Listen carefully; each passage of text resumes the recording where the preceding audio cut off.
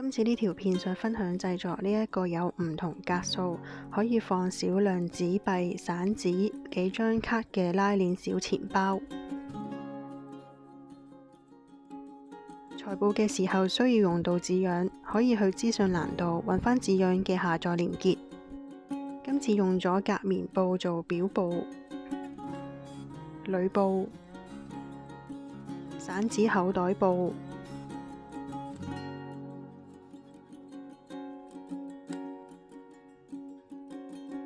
20cm 長嘅拉鏈一條。首先要處理一下拉鏈嘅上部端同埋下部端，將拉鏈頭向下，依照畫面咁樣摺疊之後，將佢車縫。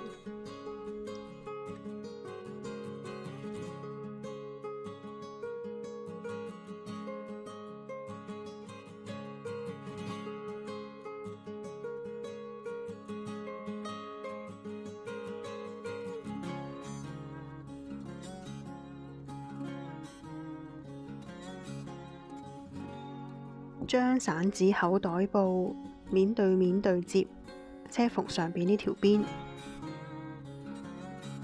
反到正面，將剛才車縫嘅嗰條邊向下，喺上邊嘅呢條邊車壓線，車好之後將佢對摺。車縫下邊呢條邊，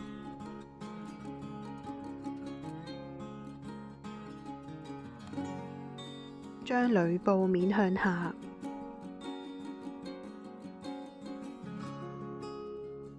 接過嚟13cm，喺左邊呢條邊車壓線。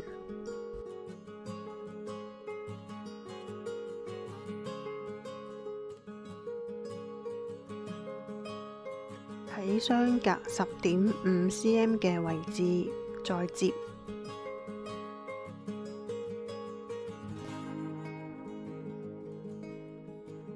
喺右邊嘅呢一條邊車壓線，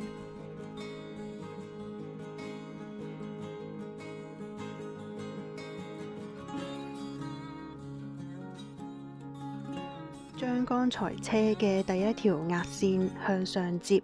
距離布邊4cm 嘅位置，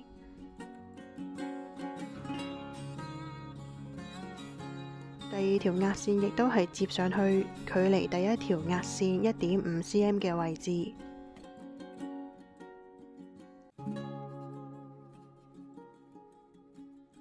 固定好之後，左右車實佢。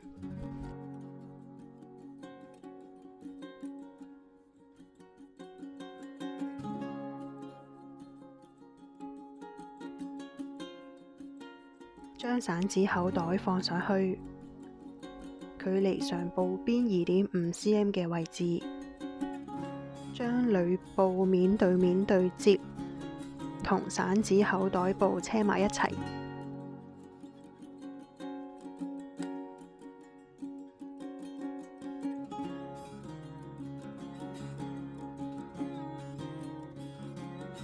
喺表布嘅上部邊嘅中間點，用水燒筆畫上記號，再喺記號嘅左右各0.5cm 嘅位置畫多2個記號，然後喺左下角同埋右下角亦都係需要各畫1個記號，2個記號都係距離下部邊1.5cm 嘅位置。用消失筆清除返剛才中間點嘅記號，然後就係縫上拉鏈，拉鏈嘅下址需要貼住呢一個記號，然後拉鏈嘅上址貼住呢一個記號，拉鏈頭嗰一邊向下，將拉鏈嘅布帶先用大頭針固定喺表布上面。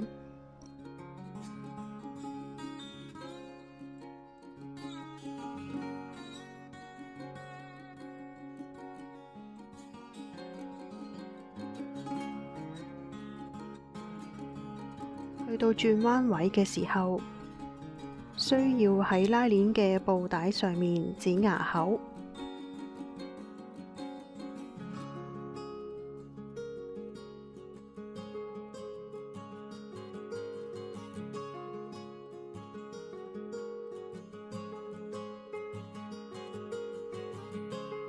固定好晒之後，就可以將拉鏈車縫上去錶布上面。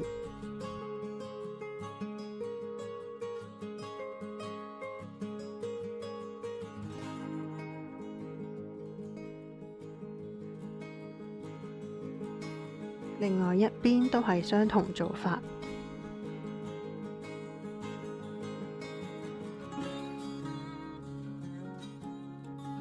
車好拉鏈之後，將錶布面對面對接車縫下邊呢條邊。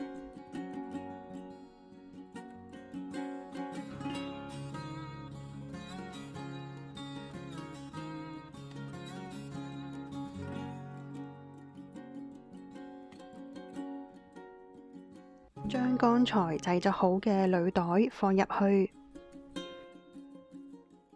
將履袋嘅縫份接入去，用蠟針縫將履袋縫上拉鏈。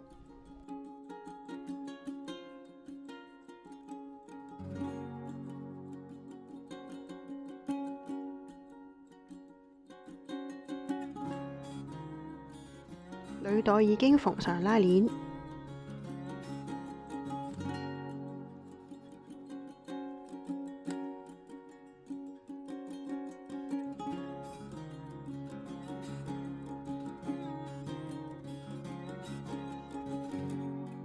今次製作嘅呢一個多格拉鏈小錢包已經完成啦。